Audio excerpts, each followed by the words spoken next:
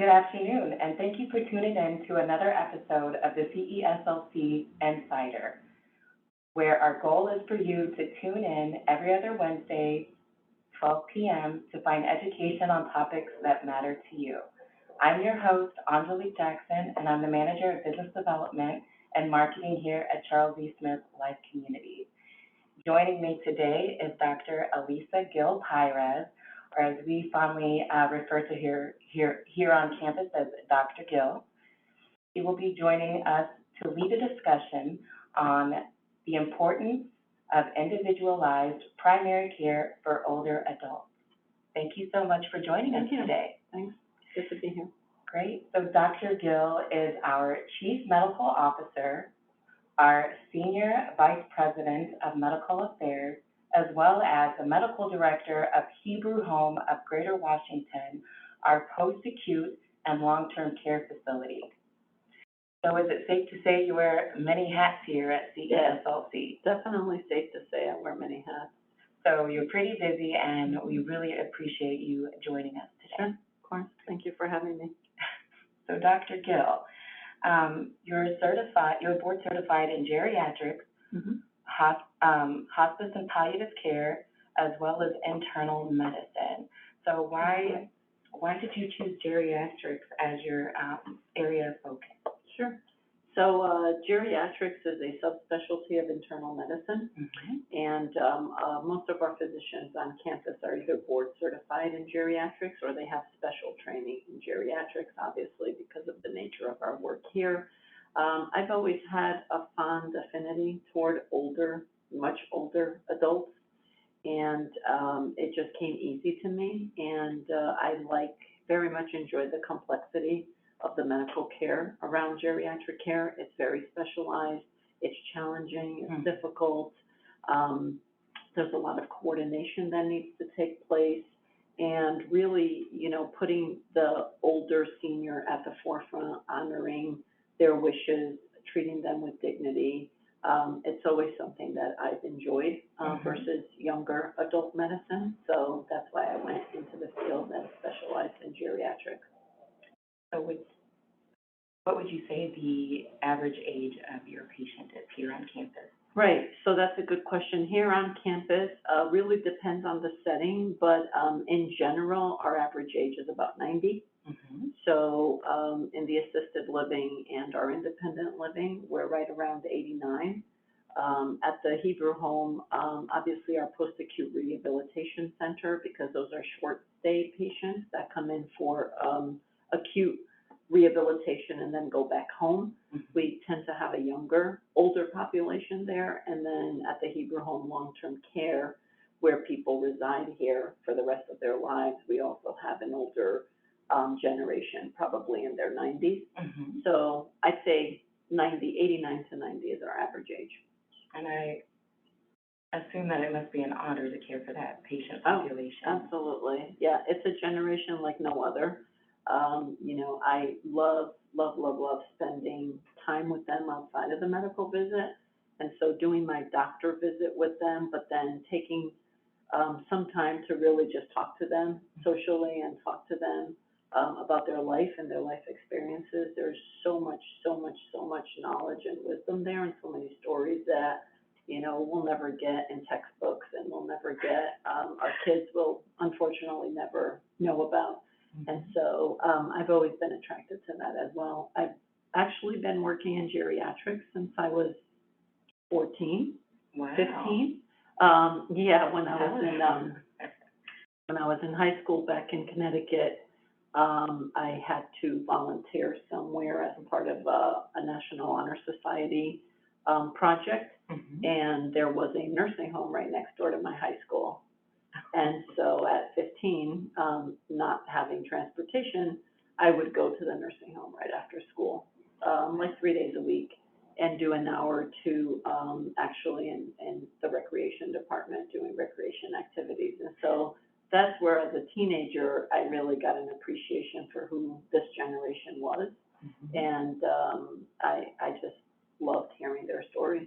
So my love for geriatrics probably started back then, and I didn't know it. Right. And then it just carried through as a profession. So you really prepared Yeah. yourself for this role. Yeah, it's been lifelong, just about.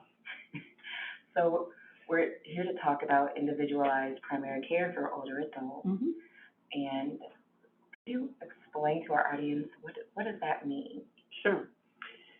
So our focus in geriatrics, and really should be in internal medicine and family practice as well as primary care providers, our focus is to get to know that patient beyond the list of their medical problems and the list of their medications. So really to take more time with them and spend more time with them outside of that purely medical visit, taking care of your problem today and all your medical problems, but really getting to know who they are, you know, what they believe in, what their values are, what they wish for their life, what does quality of life mean to that person, because, you know, for us, it's a different thing, and for them, it's a different thing, and we may see, you know, 20 patients in a day, and we'll have 20 different opinions or thoughts of what the quality of life should be for that person. Sure. And so really getting down to the core and the essence of who that person is and what life means to them, it helps us as the geriatrician along with their family unit, because at this age, unfortunately, our number one diagnosis that we're dealing with is dementia. Right. So we really try to get to know the person before their dementia or their cognitive impairments or their, mental illnesses become at a stage where they can't speak or advocate for themselves, and then we're bringing the family in. So we want to get to know that person individually, get to know how they would like to live, but also how they would like to die. Obviously, in geriatrics, with an average age of 90, we deal with a lot of death and dying. That's every day. And so we're trained to deal with that. We specialize in that. It's not uncomfortable for us. And as their primary care physician, myself and my doctors have to be comfortable having these discussions with them, so that when the time comes, you know, we can treat them with honor, we can treat them with dignity, we can carry through what their wishes were. And sometimes they don't share that with their families, and they'll share it with their doctor. And so we're the person who knows what they would want, and we advocate for them till the last moment.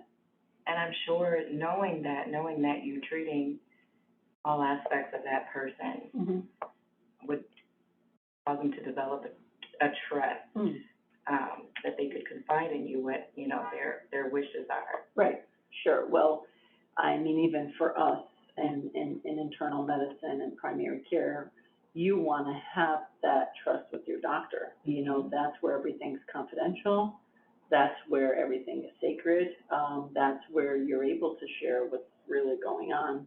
And so trust is obviously the number one pillar of that relationship. So they do. We build the trust. We build the trust over time. We build the trust over getting to know them and getting beyond just their medical record. And that's what I do, and that's what my doctors do here. And we think it's the right thing to do. And for our patients, it's the best thing to do. And for us as physicians, that's where we get our reward. It's having that relationship and building that relationship. So this is why we went into this career and devoted our lives to this. So that's what we do every day. Wonderful. And you mentioned earlier about diagnosis of dementia as one of the common chronic illnesses that you see amongst your patients. Right. How many, I'm just thinking of, you know, normal aging, on average, your patients, how many chronic illnesses do you manage? Oh, right, that's a good question. So obviously with the age advancing, their medical comorbidities, we call them, but their medical problems increase in number.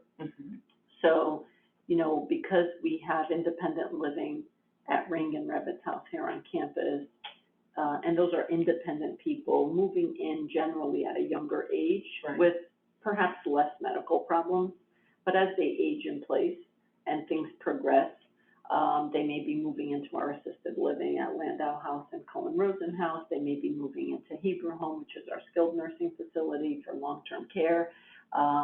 or they may not. They may stay where they are in independent living at the age of 100. And we bring the services to them and treat them in place in their apartments. We do a lot of house calls. We do a lot of apartment calls. We have a whole house call practice that's part of the Hirsch Health Center. And so we bring the doctor visit to them at the bedside in their rooms, in their apartments, and we enjoy that. But I would say on average, you know, for our 90-year-old, we're probably dealing with 10 to 15 medical problems, you know, and some of them are stable, but they're there and they're going to progress. And some of them are progressing fast and some of them are progressing slowly. So it's kind of a mixed picture. But on average, you know, our 90, we have a lot of people under 100, a little over 100 as well. So there's, you know, your organs are also 100, and so there's medical issues there. And together with that, we're also dealing with what we call medical professionals called polypharmacy, and poly meaning many, and pharmacy meaning medications or drugs or prescriptions. So we do see people moving in here from the community, and one of the first things we're taught in geriatrics is really to try to get rid of medications. Right. So we know medications have a lot of side effects, they have a lot of interactions, they cause problems. As people age, they can't process medications as well, and so we are very intentional and take a lot of time really reviewing medications, interactions, risks and benefits, adverse reactions. You know, is it helpful for someone who's 100 to be on 5 heart medications when their heart seems to be doing fine, and they probably don't need all those medications anymore because they're causing a lot of side effects or falls or other reactions. So we're constantly balancing that in our head every time we see a patient or every time the nurse sends us some kind of problem that's happening. So a lot of medications as well. It's not unusual to get somebody as a new patient with 20 to 30 medications that they take every day. So that's normal. That's normal. So I'm sure once they, you know, come to you and you've done your review of the medication, I bet they're just like, oh, thank you. It takes a little time, you know, it takes a little time. We'd have to get to know the person well and see them a few times and work with their families and then work with their consultants as well. So, you know, we're not sending people out to see a lot of consultants. We are trained so that we can do a lot of that consultative work ourselves. Our consultants in this area are really, really great. When it comes to the Hebrew Home and Charles E. Smith Life Communities, they know our doctors intimately. We build a relationship with our consultants, and so we can save our patients a lot of trips and call up the consultant and say, hey, this is what I'm thinking. Do you agree? This is your specialty. Is this what I should do? And we get advice that way as well over the phone so that we're saving the person a trip going out to all these specialists. So we cut down medications, we cut down visits to other doctors, we take everything, or not everything, but a lot of things on ourselves. And so that really also adds to their quality so that day to day, they have more time to do the things that they really want to do and not be schlepping to 4 doctor's appointments and spending 6 hours in doctor's offices and, you know, 1 hour in the waiting room to see somebody. So they're appreciative of that. And that's a focus for us. And so that ties back to that person-centered care for that person. We do that. So you really make it, your approach is very personalized. Yes. To that person's wishes and goals and their family values, and also their families have input as well, and they'd like their families to have input. So then we're also meeting with their families together or separate on other occasions to really develop that comprehensive, individualized, goal-oriented, and centered on that person's treatment plan or goals of care. You know, in geriatrics, we do a lot of advanced care planning, which other doctors don't do. And so we sometimes set aside a whole hour visit. And all we'll talk about is, what are your wishes for the future? You know, we're all going to die. So when your diseases get to this point and they progress to this point, and I'm taking care of you and I'm treating this, what would you like me to do for you? How would you like this to go? And we have these open and honest and frank discussions, and they're very appreciative, and they're very willing to have these discussions. And then like that, we know, and then we get it all documented, and we have it there in the medical records. So when that time comes, if that time comes, it just saves a lot of time and distress with, I don't know what to do, I don't know what I want, Sure. I wasn't sure, now I don't know what to say. So we take the time and have those conversations ahead of time, so we're ready. Sure, and, being a daughter of an aging parent, that, gives me a little bit of peace of mind of how much time that you actually do take Right. to kind of go over, their wishes and help them realize or express the way that they see their care as they age. That's right. So Dr. Gil, has there ever been a time where your recommendations maybe clash with your patient's ideals or values? And how do you handle that? Right, yeah, sure. So, we approach everything obviously from a doctor perspective and the medical professional treating their diseases and their prognosis for each of those diseases, as well as their medications and all the other social aspects that go into their care. But, there's obviously, someone may be diagnosed with a cancer. Right. And we have the honest discussion and say, these are your options, and I may think that the cancer is highly treatable, and I would want that cancer treated, but they may say, I don't want this cancer treated, and I'm okay dying from this cancer. Right. And I have to respect that, and I don't have a problem with that. As long as we're having an open dialogue and discussion, and my job is to present all the options and talk about the risks and the benefits of each of those options. Most of the time, we come to a joint decision that we're both, as the doctor and the patient, comfortable with. Okay. But obviously for myself and all our other doctors here, it's their decision. Yeah. It's their life, it's their body. They have to go through the treatments, not us. So our job is to educate, counsel, advocate, and be there for them. Right. But we have to support their decision. I've rarely gotten into a situation where it was a serious ethical, moral battle between, what the doctor feels and recommends for that patient and what the patient does or does not want to do.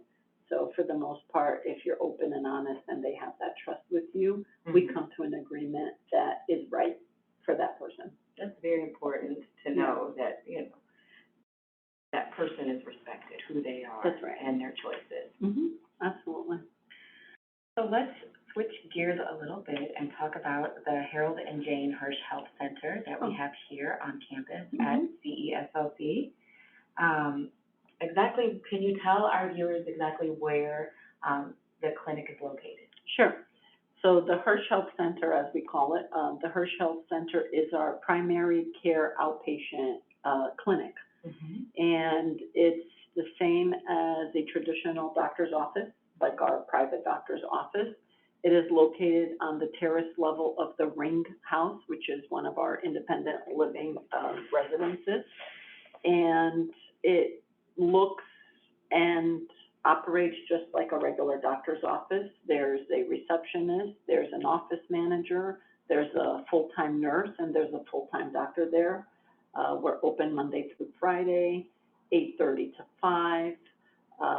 We have after-hours coverage by our CESLC physicians every day after 5 p.m., including weekends.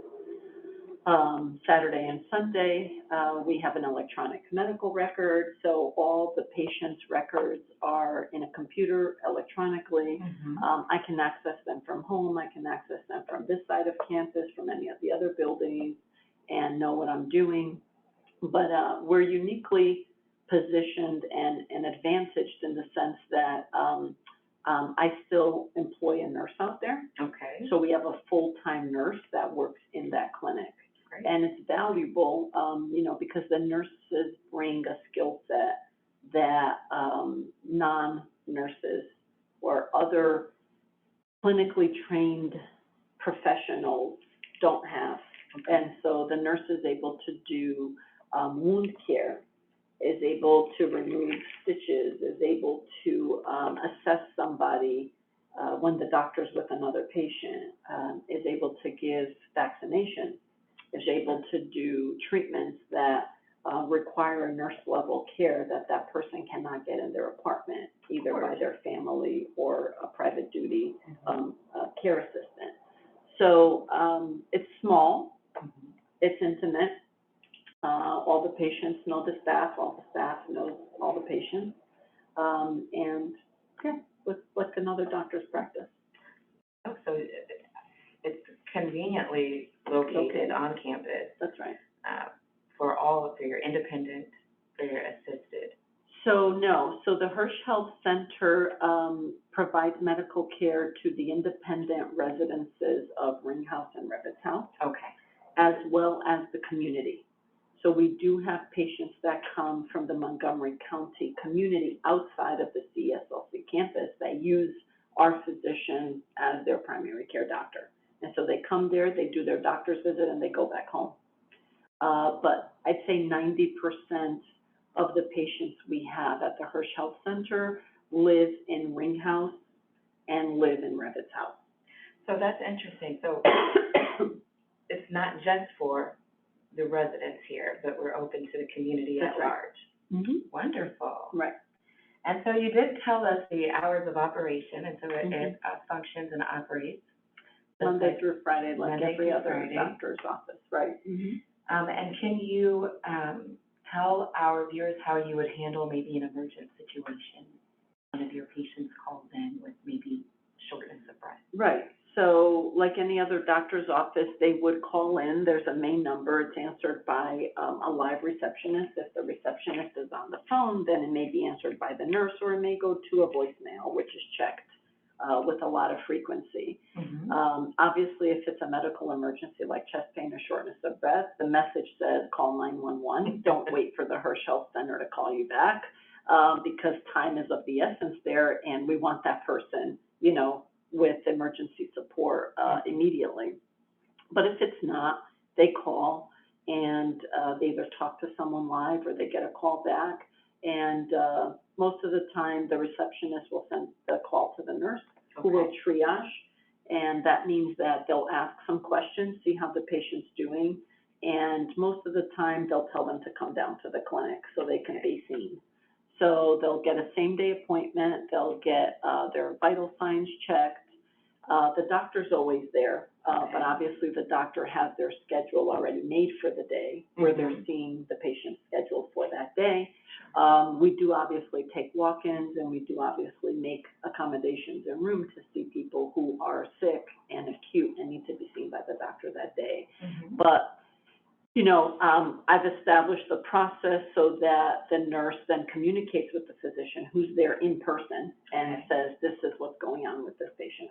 And the doctor then is able to quickly assess and say, I need to see this patient today. Okay. Or we're going to put some things in place. This is what I want done today, and I want to see this patient tomorrow. Okay. Or, there's been times I've been there where I don't even have to examine the patient, but I see them in the waiting room, and I take one look at them, and I say to the nurse, get me their vital signs, but I say call 911 at the same time. Right. Because I know that the person is critical to the point that they need be in an acute hospital. Mm-hmm. And so we're fortunate also where we're located that our firehouse is right around the corner. Very convenient. And so as soon as we call 911, it takes all of 5 minutes for our EMS responders to be there and take the person to the hospital. So, but, situation changes also where let's say that person's advanced directive, or I know that person, we've had conversations, and they say, I don't want to go to the hospital. Right, sure. I want you to do whatever you can for me within the confines of Hirsch Health Center and my apartment, you know, with visiting nurses or extra support, extra personal care assistance, whatever. And so then I have to change my thinking and change my plan and say, okay, I'm not calling EMS, not dialing 911. This is what I can do here to stabilize the person, and then have a discussion and say, hey, you know, you may not make it past this episode because I'm limited with what I can do for you here. This is, I'm going to try to do the best I can, but you really should be in a hospital. Right. Like, I know you don't want to be in a hospital, and I'm honoring that wish, but this is what may happen.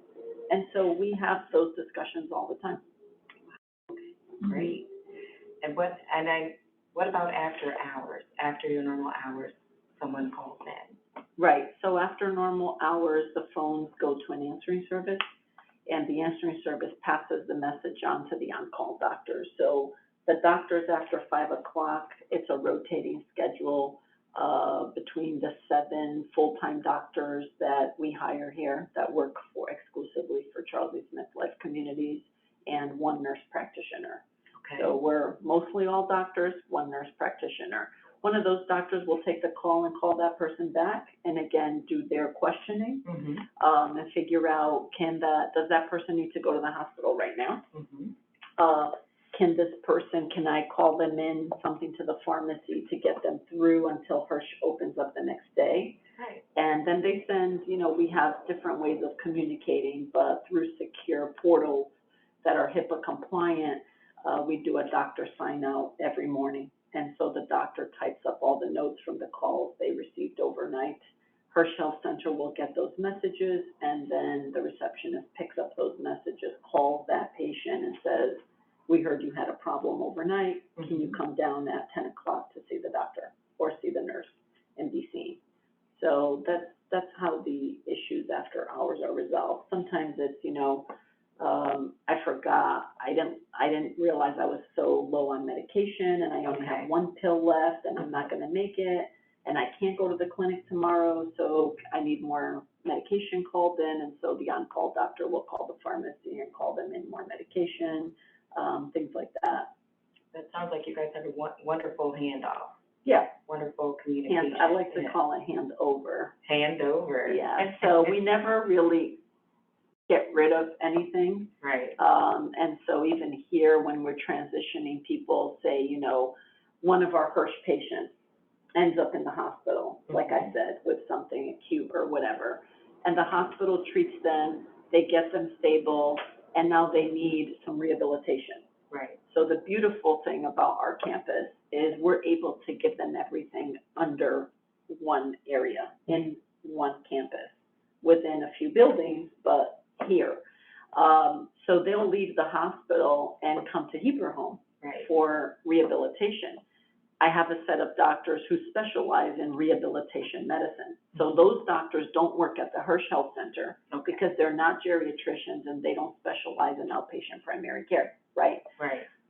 So I employ them in the short-term rehabilitation unit, and that person will come there, get their short-term rehabilitation, but then they're done.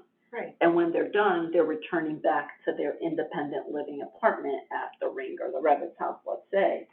They're going to follow up with their Hirsch physician, which is their primary care physician. The beautiful thing is we do have different electronic medical records in either of the places, but we have a small medical staff, and we only employ our own doctors, and we do allow doctors from the outside on very rare occasions for something very highly specialized. Okay. We also have consultants that are credentialed at Charles E. Smith Life Communities by me, so I know who's coming in, and I have all their credentials, and they're licensed to be here. They provide specialty care to our residents across the whole campus. But outside of those few, doctors are not allowed to come in here and just see patients. Okay. So the nice thing is, why I call it a handover, getting back to that, the hospital hands over the patient and their care to our rehab physician. The rehab physician does their rehabilitation, gets them back as close to the point of where they were before they were in the hospital. That's the goal of rehabilitation, right? Right. And then that doctor, which is one of our primary doctors, hands over that patient and that care back to the primary care doctor at Hirsch, which is that person's primary care physician. So then, let's say, just another scenario, the person no longer wants to live at Ring House, and they're no longer able to be independent. Now they want to move into assisted living. Mm-hmm. And our assisted living residence is Landau House, as you know, and Cohen Rosen House, which specializes in memory, the memory aspects of assisted living. They now will transition their care and leave Hirsch Health Center, and leave that Hirsch Health Center doctor, and now transition to the doctor at Landau House, which is a doctor specialized in geriatrics, palliative care, hospice. That's me. So that care now gets transitioned to me. And so it's a handover between our physicians from the different areas where that patient may travel for the needs that they require at that time or at that phase in their medical care. So it seems like the way that it's set up, that it's your handover would allow great communication between. It should be seamless. Yeah. I mean, it's not perfect, Mm-hmm. and it's not 100% of the time seamless, but all the doctors have access to the electronic medical records and are trained in the electronic health system. So we can go into the electronic medical record and see all the information that we need in order to take care of that patient. But additionally, we can securely text each other, because we have secure portals through the electronic health records where we can send secure text communications, or we can just pick up the phone and call each other's cell phones and say, I'm taking this patient now, they're moving here, they're going to be my primary patient. Is there anything that's not written in the notes or in the electronic health record that you want to share with me about this person as a person? And so we do that all the time, and that is very helpful to continue, right, to continue the care and the work that the other physician has already done for that person. Sure. Mm-hmm. So I guess let's talk about the insurance company that you're in network with. All right. Hirsch Health Center. I have them written down, and I didn't bring that paper. But anyone who's interested in becoming a patient of the Hirsch Health Center can call the number that we're going to put up, and our receptionist is more than welcome to run through that with them. But it's, you know, the usual Medicare, Blue Cross Blue Shield, Aetna, Humana, we're just about finalizing contract with them, and then Johns Hopkins has its own insurance product.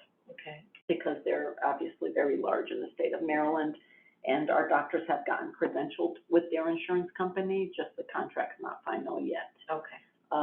But they can call, it's better to just call the number and talk to a live person and say, I'm interested in becoming a new patient. I heard Dr. Gil speak, it sounds really interesting, or sounds like it would be a good fit for me, and I want to come and join, this is my insurance, and they take it from there. So it's not complicated. Make it really easy for them. Really easy. Someone had asked a question about Revit's house. Their mother or family member was living in the Revit's house, and a lot of the residents who live in Revit's house travel to see doctors in the community, their primary care doctor in the community, and they were no longer interested in that and wanted to switch over to the Hirsch Health Center. So again, it's the same process. We try to keep it really simple. Call this number, talk to the Judy, who's our receptionist, tell her you want to become a new patient, this is my insurance, and she takes it from there. Very easy. Yeah. We try to get people in, you know, within a week, 2 weeks at most. We leave some openings in the schedule for new patients so we can get them in. New patients are scheduled for 1 hour. So the doctor spends an hour with that patient, obviously reviewing all their old records, talking to them, reviewing their medications, any acute medical problems they have that need to be handled right that day. And so that takes some time. So that's an hour. And then one of the luxuries we have at Hirsch Health Center and in geriatrics is I build the schedule so that the follow-up visits are 30 minutes with the doctor. And so it's less rushed, and the doctor has more time to really talk to that person and get into some more details that you don't get when you go to a regular doctor's office and your appointment's only slotted for 15 minutes, which is the norm. And I imagine just knowing that you take that much time, especially for an initial visit, that's really be comforting to your patient. Sure. So, yeah. So a lot of times our elderly patients, they are accompanied by maybe a personal aide or a family member. Yep. What's the policy at Hirsch as far as some of those people being included in the visit? Right. Well, pre-COVID and post-COVID being under control, we highly encourage that new patient to come with a family member. Again, because our average age is 90, and our number one diagnosis that we're dealing with and treating is dementia, it is very, very helpful to the doctor to have a family member, someone who knows that person better and well, to come to the visit. And we encourage them to come physically in person. If not, we can do it through telemedicine and put the person on the iPad and have the person in the room virtually so we can ask the questions. The patients also like that because they forget, you know, they had a list of questions and then they forgot to bring their list, or they thought of something else, but they can't quite express it. And so that person picks up the pieces and fills in those gaps that the doctor needs to be filled in. Now, obviously, last year, we did have to close down the practice to physical in-person visits when Montgomery County and the state of Maryland were at a positive prevalence rate of COVID, that we could not allow face-to-face visits. So we converted over to telemedicine, which we have the capability to do, and we can do virtual visits anytime. We do them sometimes now if the person's too sick and they don't want to walk down to Hirsch from Rain from their apartment, or they live in Revitz and they can't come over to the clinic, and it's not the day that the doctor is doing house calls at the Revitz residence. We can make that visit a telemedicine visit, and we do it virtually on the iPad with the doctor, and at least the doctor gets to see what's going on with the patient that day and can put some things in place until they can physically get over there to do a face-to-face visit. So it sounds like you guys have really adapted in the face of COVID when it comes to care delivery and using technology to do so. Yeah. It wasn't hard to do. I mean, we are already have an electronic medical system, and everything's on the computer anyway, so it was really just adding the software platform to be able to have a HIPAA compliant, secure, safe way to have the patient on their phone or on their iPad or on their computer doing a face-to-face visit. And very important that so many people were not leaving their homes during and COVID. Couldn't. And couldn't. That's right. So we have a few questions from the audience that I have here, and this is my favorite part. Sure. So we have Elisa, and she's asked, how many primary care doctors are available at the Hirsch Center?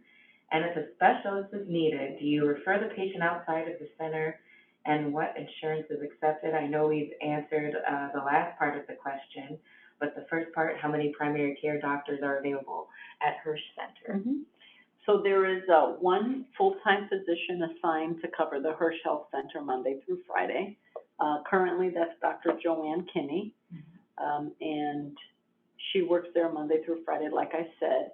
So there's one doctor there. When she's off, I'm usually the backup, and I cover there. There are some patients that when I was working there more hours and had more time to be at Hirsch Health Center, some patients that started with me and were new patients with me, and so they still feel more comfortable seeing me than our other physician who's there, and so we make accommodations for that, and I go do visits with them. But Dr. Kinney really is our primary doctor there, and she's great. All the feedback I get from the patients at Hirsch and Revitz for our house call practice, they love her. She's really, really personable. She takes her time. She's kind of an old-fashioned doctor, but with that population and that generation, that works. Yeah, I can imagine. They like it. They like her a lot. Good.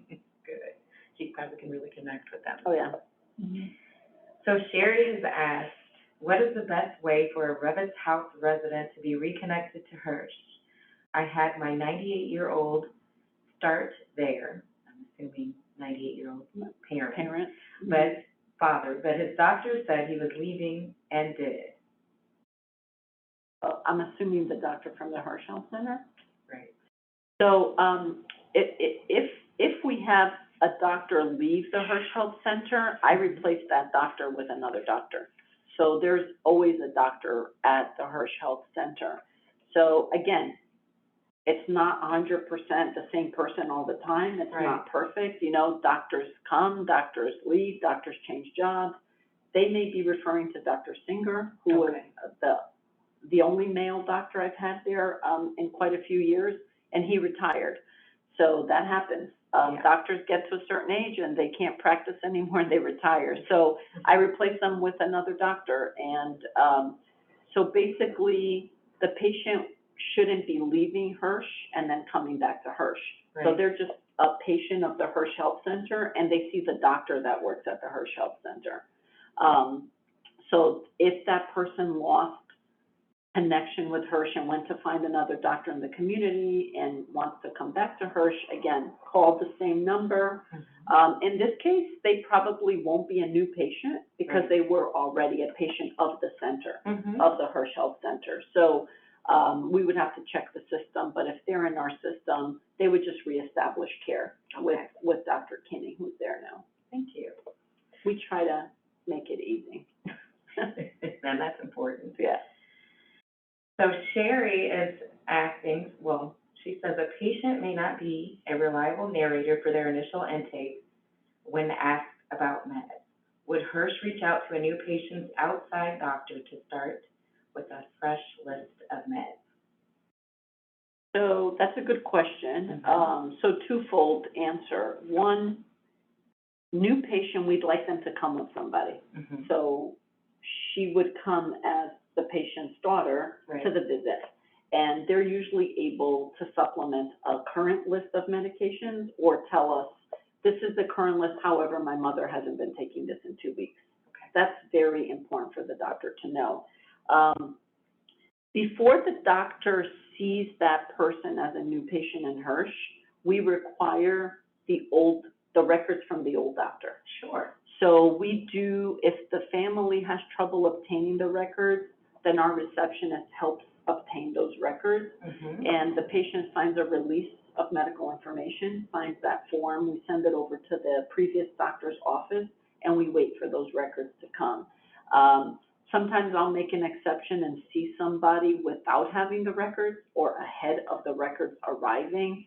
In certain circumstances, I have to make an exception for that. But the rule and the policy there is that the person will be seen as a new patient once the records have arrived. Okay. Because that gives, you know, our doctor a chance also to review all that information. And there's a lot, I mean, if someone's 90 and they're coming as a new patient. Long history, right? There's a lot of medical records to review. Right. So that alone could take 3 to 4 hours just to comb through all that countless papers and pages of information to get what the doctor needs to best address that person's needs at that time. So they'll already have the current list of medication before the patient comes in.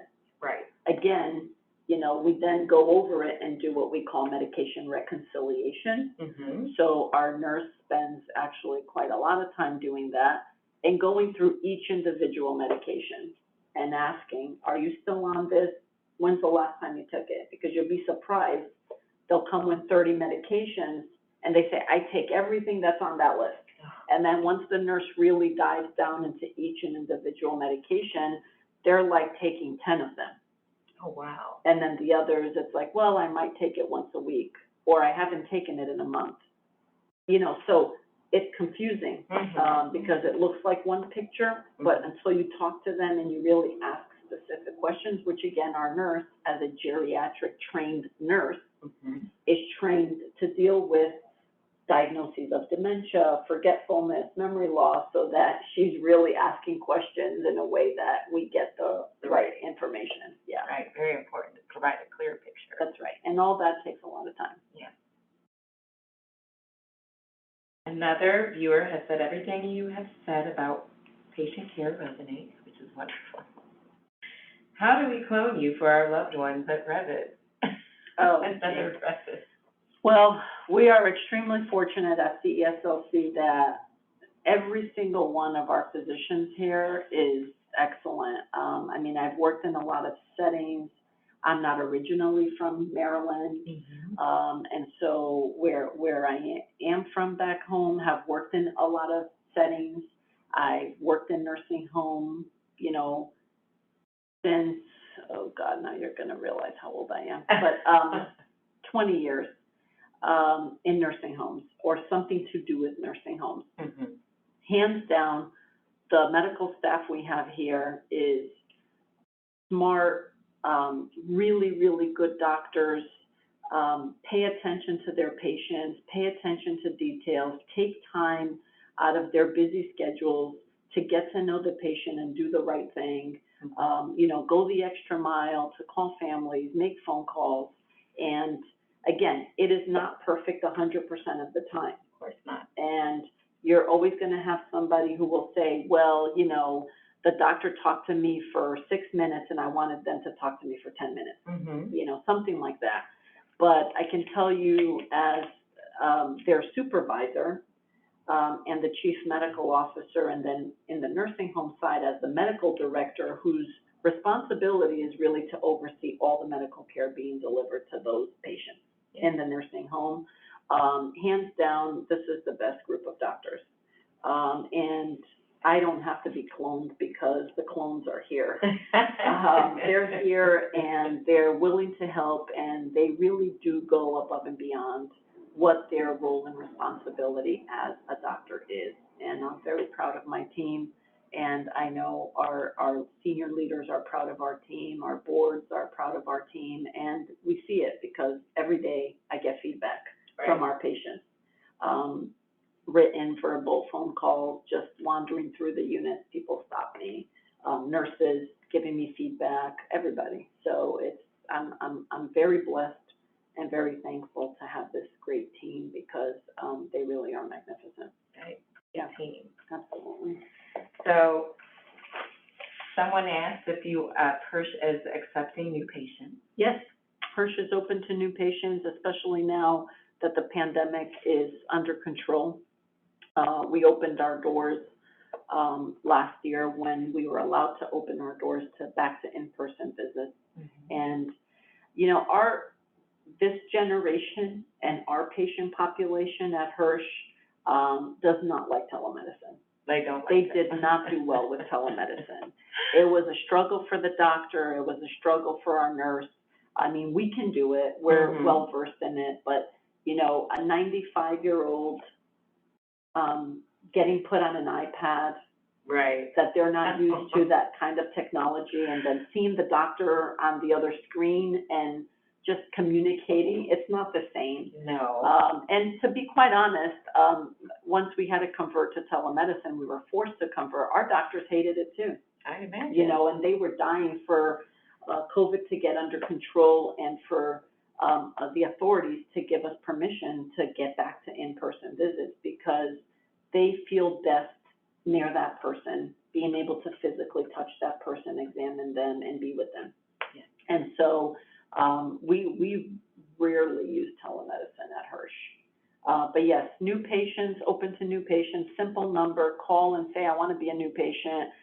The receptionist will ask all the questions that they need to ask and then show up. Wonderful. Yeah, So pretty simple. is there anything else that you wish to impart to our viewers? I don't know. My mind's in so many different places, but as far as this, I'm grateful for the opportunity to talk with you, Angelique, and grateful for the audience that joined us to learn more about it. Obviously, knowledge is power. I'm sure people have a lot more questions that Angelique didn't get to or didn't think of, and I didn't answer I didn't think to answer. So, you know, you can send inquiries, you can call the number at Hirsch Health Center.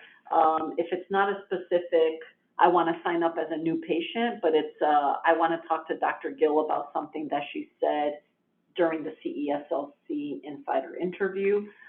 They'll find me, they'll send me the message, and I'll call you back, and we can have a discussion. I'm happy to answer any questions, but, you know, obviously we're all committed to our mission. We're all committed to our patients. Yeah. Our doctors and our medical staff works extremely hard to make sure that everybody's properly taken care of, and not just standard of care, but they really do go above and beyond to deliver high quality, excellent care. We're obviously, you know, a 5-star facility. That doesn't come easy. It takes a lot of work, a lot of hours and sacrifice to do that. All my feedback from Hirsch Health Center patients and families is excellent. And if it's not, and there's a non-perfect day, then call me and tell me that as well. Yeah. Because, you know, my job and what I feel best doing is really fixing what's not working for our patients. Right. And getting to the root of that and finding out why, and then making it better for them, because I don't want them to stress about that stuff or worry about that stuff. I want them to just come to their doctor's appointment, be seen on time, not have to wait too long. Right. Have a good experience with our staff, have a good experience with our nurse, have an amazing experience with our doctor, and then call me after or see me in the hallway and say, you know, great hire. I love the doctor that's in Hirsch. I really connected with them. They're fabulous. And if I get that, then I'm doing my job really well. And I go home happy every day, and I'm rewarded and satisfied. And so together, we can always make things work. Thank you so much, Dr. Gil, for joining us today. You're welcome. And thank you, everybody, for joining. And then just to give you the number, Hirsch Health Center is accepting new patients, and you can reach out to Judy. Judy's been with us about 15 years. But she's been employed by Charles Lee Smith way longer than that. She used to work at Hebrew Home, and then she came over to the Hirsch Health Center. Yeah, it's probably going on 15 years, and the patients just develop an unbelievable bond with her. You know, she knows their families very well. The families call her about not just medical stuff, but they call her about many, many other things. She's always willing to help them set up appointments, set up transportation, help them with other, I call it social needs that they have, which is not part of her job. But she enjoys doing that, and it's like a family. So, yeah, she's great. Judy will take care of them. Yeah, so please call Judy, 301-660-2148 to book your appointment. And again, thank you so much, Dr. Gil, You're welcome. Taking the time to speak with us. Absolutely. And thank you for joining us. And tune in next week for another Insider. Have a good day.